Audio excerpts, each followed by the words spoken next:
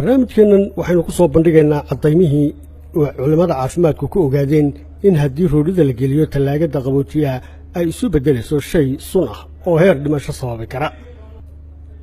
tiro badan oo dadweynaha ayaa tallaagada ku rida oo ku xafida cuntooyinka qaarkood sida roodhida oo kale, taasoo ay muddo dheer u daayaan qaboojiyaha. laakiin culimada caafimaadku waxay ogaadeen in marka roodhida la geliyo tallaagada qaboojiyaha ee haddana hadhow la diiriyo oo la kululeeyo ay roodhidaasi isu beddelayso sun dilaa ah.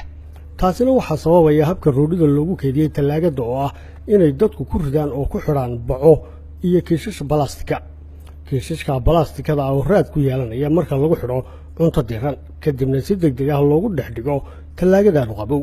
marxaladda isbeddel ee ay gashay roodhidaasi darteed waxaa ku dhalanaya maadada loo yaqaano dioxin oo ah maadooyinka sababa cudurka kansarka, iyadoo roodhida noocaasa cunitaankeeduna uu kugu sababi karo cudurka kansarka, iyadoo hadhaagii balastikada ah ee roodhida ku hadhay uu raacayo dhiigga qofka bani'aadamka haddii uu si joogto ah u isticmaalo roodhida tallaagada la geliyey ee haddana la diiriyey.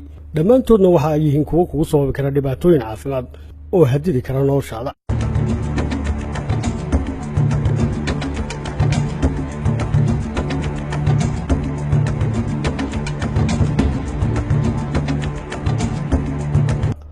waxaa kale oo jirtaa in marka lagu xafido qaboojiyaha ay roodhidu lumiso qiimaheedii cuntanimo oo ay ka baxayaan maadooyinka fitamiinaadka ah ee ku jira, waxaana ku hadhaya oo keliya maadooyinka carbonhydrate-ka, borotiinka iyo maadada dufanleyda ah ee roodhida dhadhanka u samaynaysa marka dib loo diiriyo.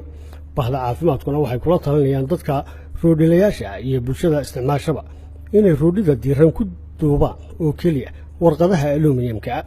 taa lamid ahna waxay si gaara loogu jeediyey waalidiinta guryaha si ay u ilaaliyaan caafimaadkooda iyo ka carruurtooda.